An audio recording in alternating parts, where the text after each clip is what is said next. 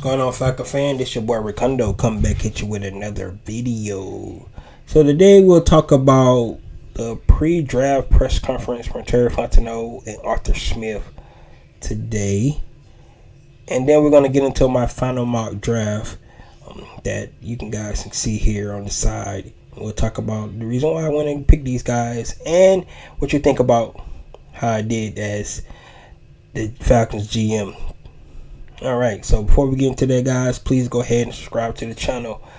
Please hit the notification bell so you know when I drop another video. Please hit the like button so I know you guys like to hear what I talk about. Then please hit the share button, share my video throughout the YouTube universe so more people can come in and hear me talk about these Atlanta Falcons. So, like I said, guys, we're going to talk about the press conference today. Of course, you know, every team goes out and give a pre-draft press conference and let the media know absolutely nothing. Just like these guys did today. We still just as lost as we were before they had this press conference. And that's how it should be. They don't want to tip their hands and let anybody know what they're thinking, you know, at the number 8 pick to start this draft off. One thing that was interesting that Terry Fontenot did mention that this is one of the first drafts you've been in where it's kind of nobody really knows who's going number 1 or number 2. And I agree. This draft is really hard because it's really not a true number 1 player that you can just say that guy is the best player in this draft. I think everybody has their own flavor on who they might feel like is number 1. Some players could be picked like at number 2, could drop all the way to number 10. Somebody like a Kayvon Thibodeau or Kyle Hamilton, even a Derek Stingley, Evan Neal. Some of these guys that Evan Neal was projected to be the best player, but after all this draft hype, Iquanu, they already picked, saying he's going to be the first offensive lineman to come off the board. Everybody saying Kayvon Thibodeau has passion issues. He don't love the game of football, so he might drop. Kyle Hamilton dropped on the board because his testing. Only a couple of players that look like they're going to stay with Ahmad Sauce Gardner. Look like he's one of the safest picks in the draft, along with Agent Hutchinson. Trayvon Walker could be the number 1 pick overall based off what he did in his pro day and what he did at the combine. So it's a lot uncertainty what teams are thinking up top. I mean, even with the quarterback, Detroit, are they really sold on Jared Goff? Do they decide to go ahead and actually pick a quarterback at number 2, or do somebody trade in up to number 2 like a Seattle, or maybe even a somebody to try to jump in front of Carolina at number 6 and pick a quarterback because somebody might be looking at Malik Willis or Kenny Pickett. So we just don't know, and that's what's exciting about this draft because we don't have an idea. So right at the beginning, it's going to be a surprise to most people. I don't think nobody 100% sure who Jacksonville Jaguars is going to take at number 1, and then based off that, who's Detroit Lions going to take at number 2. So, of course, everybody know that most people have mocked the receiver to the Falcons, which I think that probably might be the least likely thing that they take at number 8.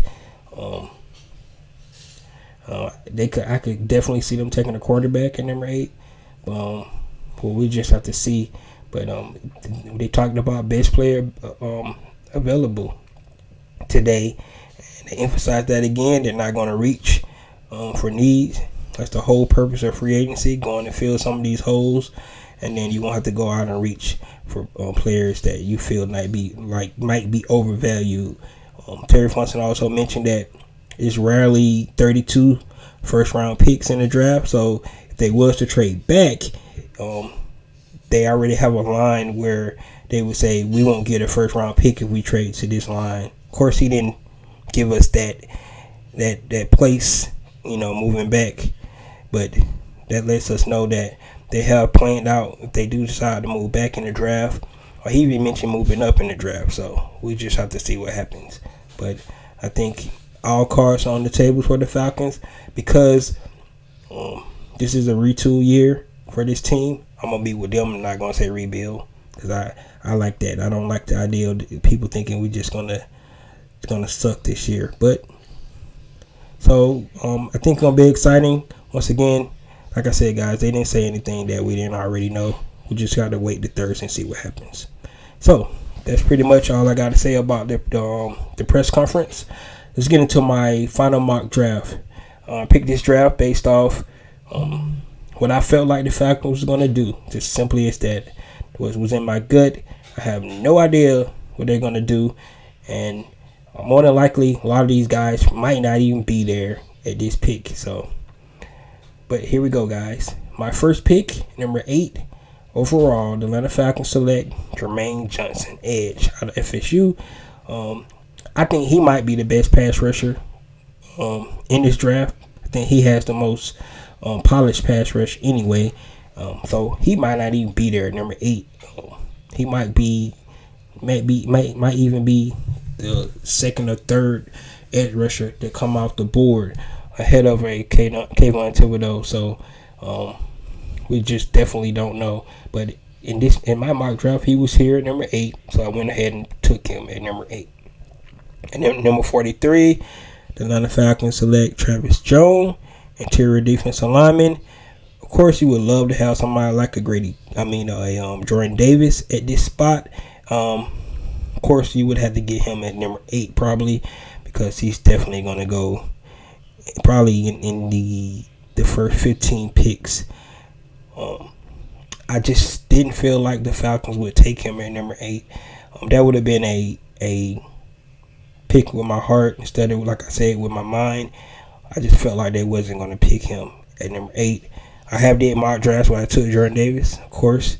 I think having that big defensive tackle is probably, to me, from how I would build a team, it'd be the way I would go.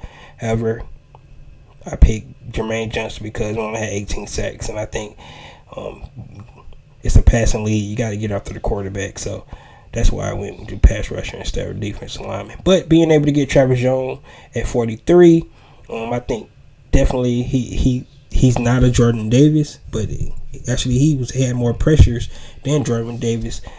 He does know how to take the quarterback. Pairing him up with somebody like a Grady Jarrett, I think, is a great idea. At number 58, the Atlanta Falcons select. Yes, that's correct. We selected Matt Corral, quarterback. I think it's a good spot to take a quarterback. If you're going to take a quarterback in this draft, I feel like the Falcons are going to take a quarterback in this draft.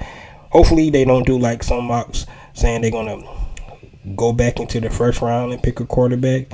I actually believe that Desmond Ridder is probably the quarterback that they like the most in this draft. But depending on where they can pick him at, I don't think they're going to pick him at 8, but if he's their guy, maybe they would. But Matt Corral here, that fast release, you can definitely sit behind Marcus Mariota for a couple of years, learn the game. He has the same kind of style, love to run the ball, RPO offense. I think it's a great person to sit behind because do some of the same kind of things. So that's why I picked Matt Corral. Number 74, finally went and got a receiver. Everybody trying to mock Garrett Wilson to us at number 8. I just don't think the Falcons going to actually pull the receiver at number 8. It's a lot of more valuable players. And the Falcons got a lot of needs. So why would they?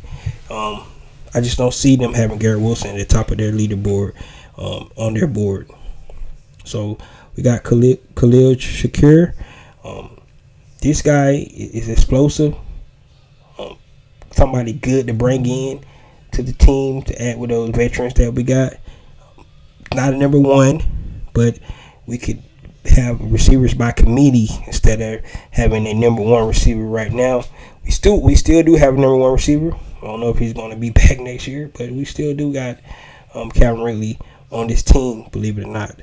So Troy Anderson, probably the most athletic player in this draft. Play all the positions: quarterback, running back, linebacker. He's very athletic. Somebody that definitely can come to this team and add to that linebackers room with Sean Evans, Deion Jones, and Michael Walker and Darren Etrich. So I like this pick, 82. And that's the first 5 pick, guys. Let me know what you think about my first 5 pick. That's pretty much day 1 and day 2 of the draft. So now let's get into day 3. So at number 14, a guy that I highlighted, Jalani Woods, tight end, converted from quarterback straight to tight end. They learned the game. His last year is pretty decent. They had him lined up on the end line and the slot on the outside. So kind of not as explosive as a Kyle Pitts, but a mirror to Kyle Pitts. 2 big time big body receivers in the red zone. I love the idea, the sign of that. And then you compare those guys up with the big body receivers that we got in free agency. Arden Tate, Cardell Hodge, Demir Bird, they'll speed him along Lamde Zaccheaus in the slots. Of course, I won't forget about Frank Darby. See how he's going to fit on this team. But I love that that 2 big tight ends going up the seams, and we'll have to see who they're going to put on those guys. And at 151, I went and got another receiver, Romeo Doubs. Of course, we need to address the receiver room. Like I said, we do receiver by committee. Not number 1 picks, but the more targets you have, the more targets we give the quarterback, the better. And Romeo Doubs might probably have some of the best hands in this draft. So at 190, Smoke Monday. I like Smoke Monday because he's about 6'1", big safety. Going back there with Jalen Hawkins and Richard Grant. Hopefully those guys can actually make a whole bunch of progress. Jalen Hawkins going into his 3rd season. Richard Grant going into his 2nd. See if those guys actually going to be able to stick as our starters, or is Eric Harris going to actually get a nod and start again. So we just have to see about that. But Smoke Money coming in at 190. Being a starter, probably started off on special teams, being able to contribute there, and then adding to the depth at our safety position. Of course, we have Dean Marlowe, Tez Tabor, and Eric Harris. But adding Smoke Monday, big body safety that likes to come down and hit in the box. That's why I just like physical safeties. And then the last pick at 213, another player that I highlighted, Tyler Algier.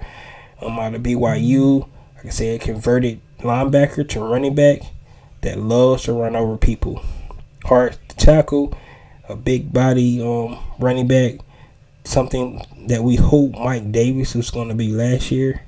But we get somebody like this, we can bring back the Derrick Henry light player, somebody that like to run over people and punish the defensive backs when they got the ball, when they get to the second level of the defense. So I was kind of surprised as he was here at 213. So I think that's great value for him. But definitely we get somebody like Tyler Algier at 213. I'll be happy about that. So guys, there you have it. That's my mock draft. My final mock draft before Thursday at 8 o'clock. So, let me know what you think. Would you be happy with this draft? Or would you be saying that Ricondo needs to go ahead and quit as the GM for the Falcons because he completely had a busted draft and none of these picks going to work out? Or do you think it's a good step in the right direction? Or I think we addressed mostly all the needs where we had, except for offensive line. I'm just hoping the offensive line play better this year. Then picking offensive linemen, I think that was a need that we had, but I didn't address that. So I guess you can mark me for that if you want to. Maybe I shouldn't have got a quarterback and went with offensive lineman. So I got you on that. So just let me know what you think about that. But at the end of the day, guys, this is my mock draft. I think I don't envy Terry Fontenot and Arthur Smith. I think it's real tough to pick the right guy. Do you think it's gonna contribute on your team? Of course, they have all the experts with them, the scouts, the people who study these guys all season long. Some of these guys probably been studying some of these guys for like 2 years. So they got all the film on them. They know their weaknesses, their strengths. They know all their medical. They know their character. They know what kind of teammate they should be. They have an idea about all these players. So I think they're better equipped than somebody like me and, of course, you guys out there to actually decide who's going to be on the team. We just don't know. But based off what we heard from the coaching staff, what we heard from the front office, this is what I'm going with. So just let me know what you think. I definitely want to hear from you guys and see. Give me a letter grade. I'm going to give myself an A+, of course, because I think I nailed the draft. So, guys, that's all I have. This your boy Ricondo. Come back at you with another video. Peace.